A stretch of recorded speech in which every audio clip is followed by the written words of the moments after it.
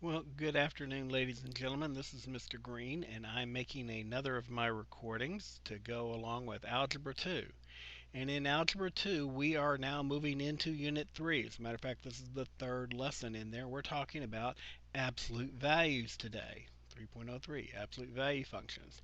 We're going to learn to draw some graphs of the absolute value functions and determine the range and domain, or determine the coordinates and or determine the coordinates of a vertex of a absolute value function, and determine the equations of absolute value functions given a graph of information. So that's a lot of stuff we need to get accomplished pretty quickly here.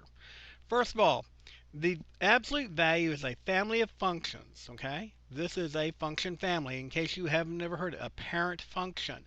A parent function is one in which you can describe starting with a particular function and everything else is just shifting it one way or another, either up, down, or stretching it and making it get wider or skinnier, okay? The absolute value parent function is f of x is equal to the absolute value of x. That is the parent function. You can see this one down here. The absolute value is in the form mx plus b plus c. Well, this is where we have shifted it here, this b units, and then we're shifting it down c units. How do I know this one is a shift to the left? Because it's affecting the x, okay? So the shift happens to the x values is either left or right. The shift to the y values is either up or down, okay? So why is this one the y value out here? Because if you subtracted it from the other side, like this, minus c, it would be going from the y value, see? Aha, and see that's a trick that they play on you by putting it over here, okay? So let's look at this function right here. If we have a function and they give you x is equal to negative 3, I can say the absolute value of x is negative 3. And so f of x is a positive 3, right? Absolute value of negative 3 is 3. So what are we doing? We're finding an x and a y coordinate. So we can go to the point negative 3, 3, and put that point in here. We can do that for every one of these values. We're putting in values for x, right? We're going to come up with the absolute value of that value, and then that's going to be our f of x that we're going to come up with, okay? And then we can just plot them out. As you can see, it makes this V formation. It's very distinctive. You see this V either up or down, either way, then you know it's an absolute value formation. And it's really easy to pick out once you get used to them. Okay? Looking at this one right here, we're looking at a V formation. I can see that my slope going over 1, up 1, over 1, up 1, over 1, up 1. That means my slope, m, is going to be a 1, isn't it? So all I got to do is know how far I'm moving it to the right. And I'm actually moving it to the right 2 units, right? So right there on 2. And you notice how they say x minus 2. Well, that's because we're moving it right 2. My rule of thumb is you're always going to subtract it if you're going in a positive direction. When you go in the negative direction, you're subtracting a negative number. Okay? So over here, we went down 1 on the y, so I'm going to subtract a negative 1 on the y.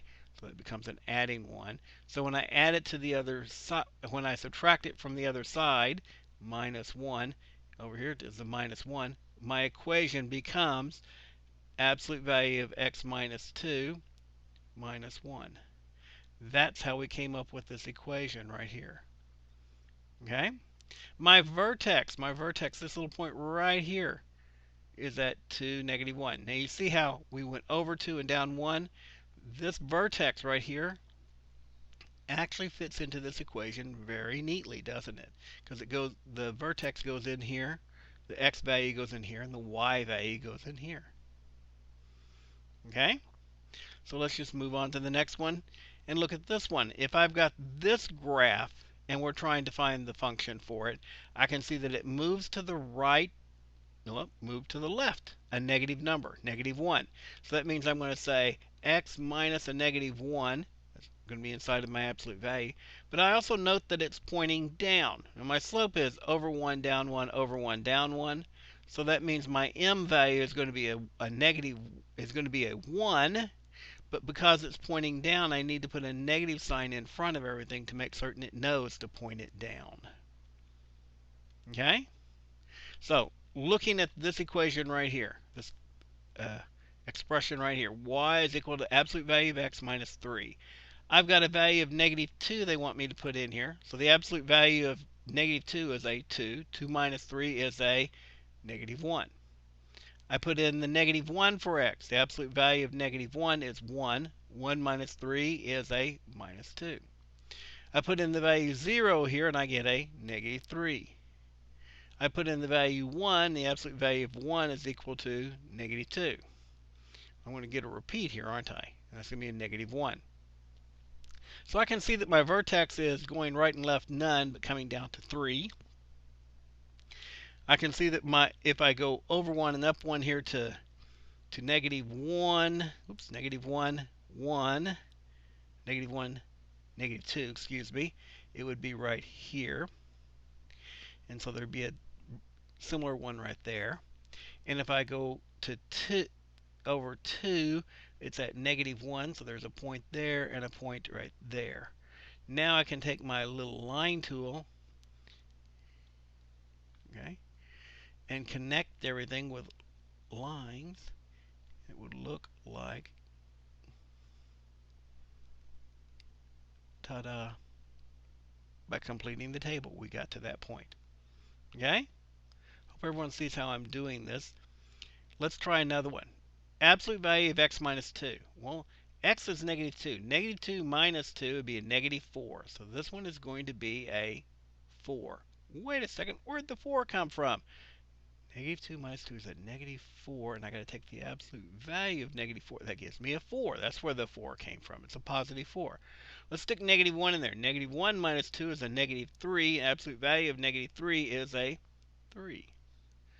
Absolute value is 0. Well, I'm sorry, 0 is x. 0 minus 2 is a negative 2, and the absolute value of that is negative 2. I'm sorry, it's 2. Okay? Stick a 1 in there. 1 minus 2 is a negative 1. Absolute value of negative 1 is 1. Stick a 2 in there.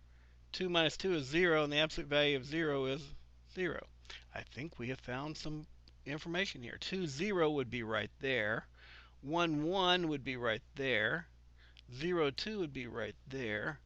Negative 1, 3 would be right up here. Negative 1, 4 would be, or negative 2, 4 would be right there. I got one side of my line, didn't I? Just by picking those points. Now, is there any magic to the points being picked here for x and y? For x. Well, y is just being figured out. We got that. That shouldn't be a problem.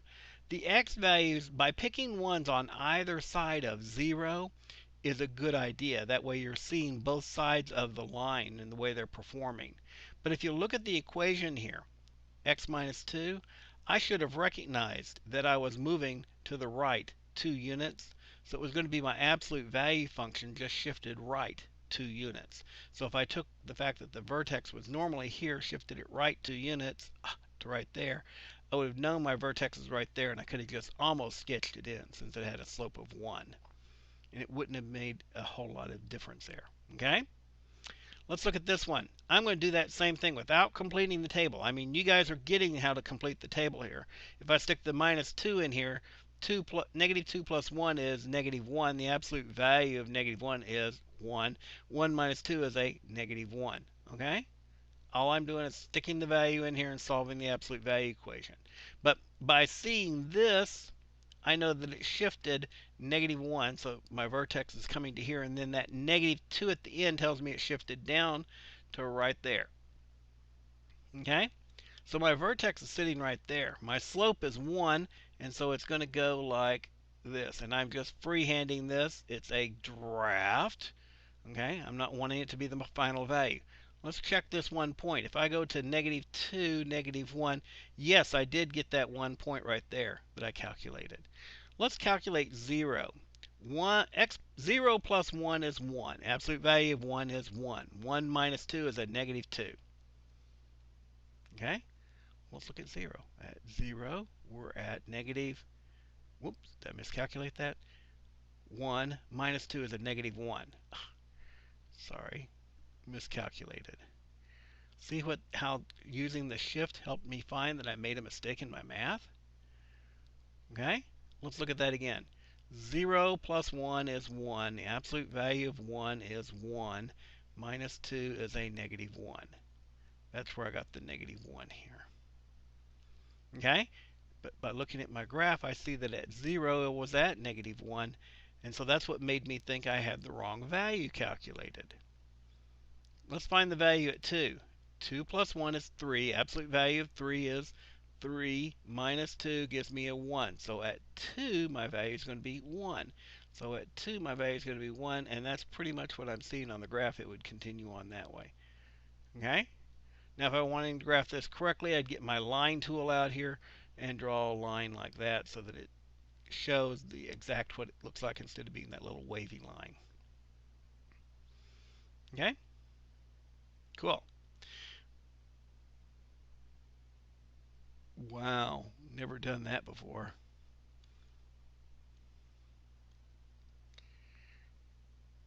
Okay. Pause while I figure this out. Hang on just a second. Okay, sorry about that, guys. Just a minor little hiccup here that was causing me little bits of issues on my computer. Corrected now. So, here we go. We're looking at this function. Our f of x equals the absolute value of x. Well, we know that's going to go through 0, 0, and it's going to go like this. So I am just sketching that out without any problems whatsoever. Okay? The second one here says g of x is equal to negative 2 times x. Well, absolute value of x plus 5. Well, I know it's going to be shifted up 5, so it's going to be right here at 5. I'm not going right or left any.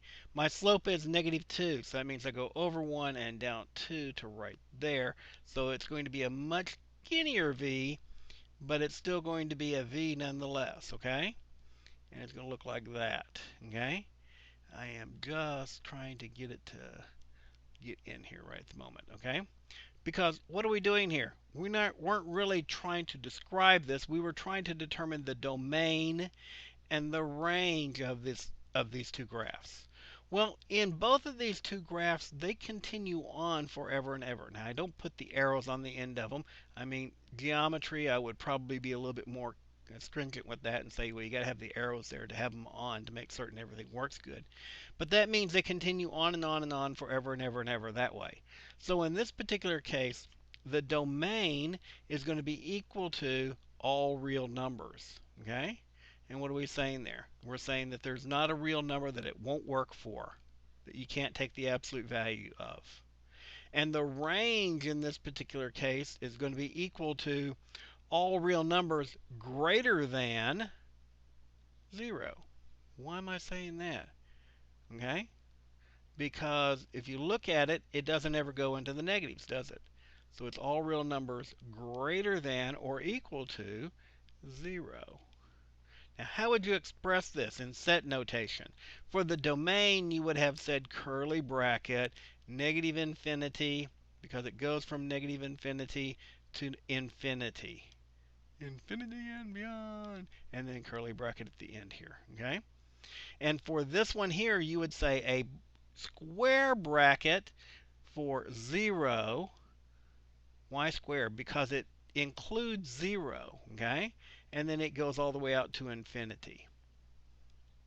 This is set notation that we're looking at here. So the curly brackets or the curved bracket here showing that this one goes from the domain goes from negative infinity to infinity, and then a square bracket on the 0 going all the way out to infinity because the range goes all the way up as big a number as you can think of.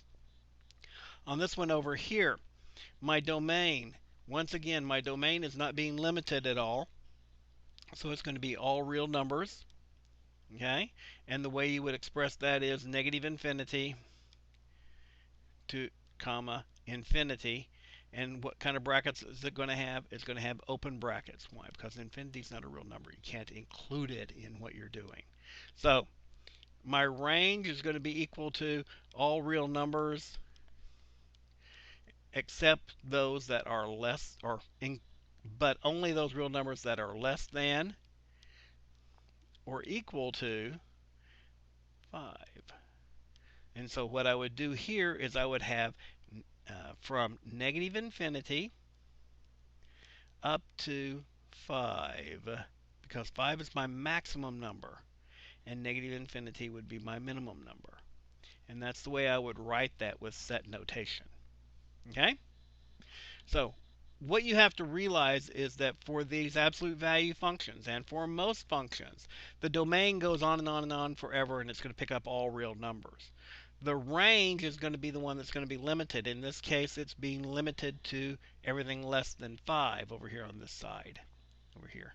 Everything less than or equal to 5. And that's why I'm using this set notation for it right here. And the set notation is not a difficult thing. You put a square bracket when you want it to include the number, and a curved bracket when you don't. I said curly earlier, but it was a curved bracket. Okay, you see this one here? They want us to graph this one. One final time. Being that it moves over to 3, I'm going to say the absolute value, x, minus, well, it's going to the right 3, so I would say minus a positive 3, absolute value, plus, well, it would go, if it were going up, you would add, it's going down, so it's going to be plus a negative 2. And that would be my f of x in this situation. Okay? Any problems with that? Okay. We've already graphed the f of x, absolute value of x, a couple different times, so I'm not going to graph that one again. I'm going to let you all know I still have lots of courses. When you're sending me K-mails, when you're sending me things that I need to know, please make certain that you include the fact that you're in Algebra 2. That way I can find your records a little bit quicker.